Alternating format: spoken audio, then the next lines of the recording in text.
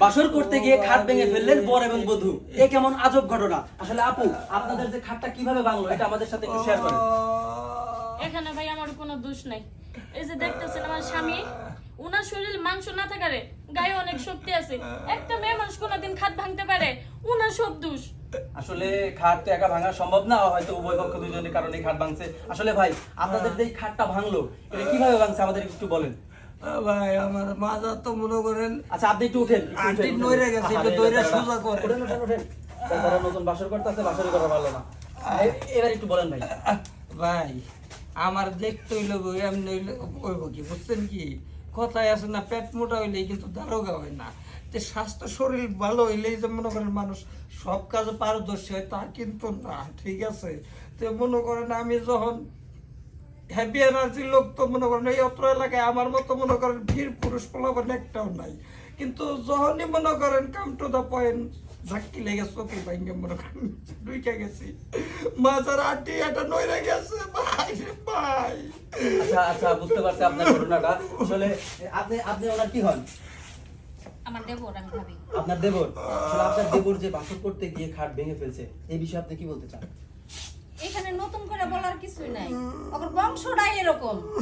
যেমন আমার শ্বশুর আমার দাদি শাশুড়ির কাছে শুনছি আমার শ্বশুরও নাকি খাট ভাঙছে, আর ওর যে ভাই আছিল ওর কথা কি কমু, মানে আগের নাও যে দিক দিয়ে যা, পাশের নাও তো ওই দিক দিয়ে যাবো। তাহলে আমার দেবর ওর ভাই যখন খাট ভাঙতে পারছে, বাপে ভাঙতে পারছে, তাহলে আমার দেবর ভাঙবো নাকি? আমি আগে থেকে জানতাম যে আমার দেবরে এরকম কোন একটা ঘটনা ঘটাবো। আচ্ছা, মানে ওনাদের বংশ পরিচয় এরকমই, একদম। নতুন বিয়ে করলে খাট ভাঙতেই হবে। খাট ভাঙে হ্যাঁ, এটাই। এইটাই। ও আচ্ছা, আমি আবার আরেকটু নববধূর কাছে চলে যাব। আসলে আপু, এই যে আপনার আজকে নতুন বিয়ে হয়েছে, এই দিনে যে খাটটা ভাঙলো, আপনার কি কষ্ট হচ্ছে না? কষ্ট হবে না ভাই, আমার অনেক কষ্ট হইতেছে, সেটা বলার মতো না। আচ্ছা ভাইজান, যে আপনার স্ত্রী যে কথাটা বললো যে ওনার অনেক কষ্ট হইতাছে, এই বিষয়ে আপনি কি বলবেন? ওর কষ্ট আর কি আছে ভাই, ওর কষ্ট আর তো কিছু নাই। কারণ ও তো মনে করেন ওর 14 গোষ্ঠী 2 নাম্বার লোক, না হইলে আমার তো এরকম 2 নাম্বারই করবার পারে। 2 নাম্বারই বলতে কি বোঝাচ্ছেন আমাদেরকে? আরে ভাই এই যে জায়গায় আমি খাটটা দিচ্ছে, আমি তো কোনো কিছু চাই নেই যৌতুক মতো কোনো ভিসা না মিললে, ঠিক আছে? কিন্তু আমার শ্বশুর কইছে যে তোমার বাবা একটা নিম গাছের কাঠ দিয়ে একটা খাট বানাই দিব। আমার খুব শখ, উত্তর বিটায় একটা নিম গাছ আছে, এইটা কাইটে আমার বিয়ের আগে ওই গাছটা বন্ধ দেখাই চাল। পরে মনে করেন নিম গাছের খাট কি ভাই, এটা তো বেটা গাছের খাট, ঠিক আছে? যখনই মনে করেন মশারিটা টানাইবার জায়গা মনে করেন নাগর পাই না, উপর বই একটা ফাল দিছি, অমনে তো ভাঙ্গে দুইজন নিচ বই গেছি। এতক্ষণ যা কইছি তা তো মনে রাবেগে কইছি রে ভাই।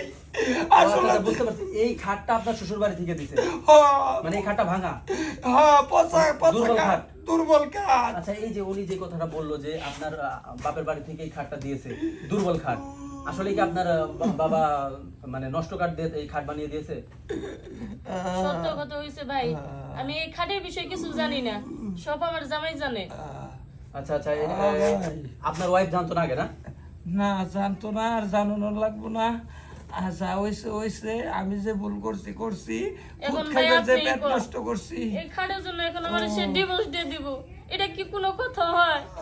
আসলে বিষয় হলো, যারা নতুন বিয়েতে মানে ছেলের বাড়িতে খাট দেন, তারা আসলে একটু ভালো খাট দিয়ে বানিয়ে খাট দিয়ে, নইলে এরকম খাট ভাঙ্গা নববধূ এবং বর